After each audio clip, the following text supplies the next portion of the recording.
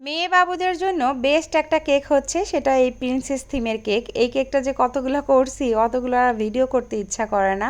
তো আমার ভাগ্নির জন্য এই কেকটা করছিলাম, তো ভাবলাম ভিডিও একটা করে রাখি, ও মানে ভিডিওটা দেখতে চাইছে আর কি। তো এই কেকটা আমি বাড়ি থেকে প্রায় 30-40 কিলো দূরে আমি নিজে গিয়ে ডেলিভারি করে আসছিলাম, কারণ ওর পক্ষে আসাটা ওইভাবে পসিবল হচ্ছিল না, আমারও একটু কাজ ছিল এই জন্যই গেছিলাম। ওদের ওখানে কিন্তু অনেক হোম বেকারস আছে, তারপরে ওর মেয়ে আমার সবসময় কেকের ছবি ভিডিও দেখে, তো ও আর কি বায়না ধরে রাখছে যে খালামণির কাছ থেকে আমি কেকটা নিব। তো এই জন্যে আরও কষ্ট করে হলেও গেছি। তো এই কেকটার ওয়েট ছিল প্রায় 2 পাউন্ডসের মতো। আমি হাইট করছিলাম কেকটা অনেকটা, হয়তো ভিডিওতে অতটা বোঝা যাচ্ছে না, কারণ যেহেতু দূরে যাব আমি চাচ্ছিলাম যে একটু ছোট বক্সের মধ্যে নিই, তাহলে কেকটা অতটা নড়াচড়া করবে না। তো এই জন্যে আমি হচ্ছে মানে হাইটে বেশি করছি, ফ্ল্যাটে কম করছিলাম। মাশাআল্লাহ কেকটার কোনো সমস্যা হয়নি, একদম সেফলি আমি দিয়ে আসতে পারছি।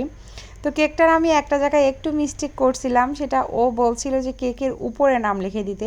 তো ফ্লাওয়ার করতে গিয়ে মানে আমি যখন এই নাম লিখবো ওই টাইমটা ক্যামেরা অফ হয়ে গেছে, আমার আর মনে ছিল না কোনো কিছু, তাড়াহুড়াতে করে দিছি। তো কেকের উপরে আর আমি নাম লিখতে পারিনি, ওই জন্য একটু মন খারাপ করছে।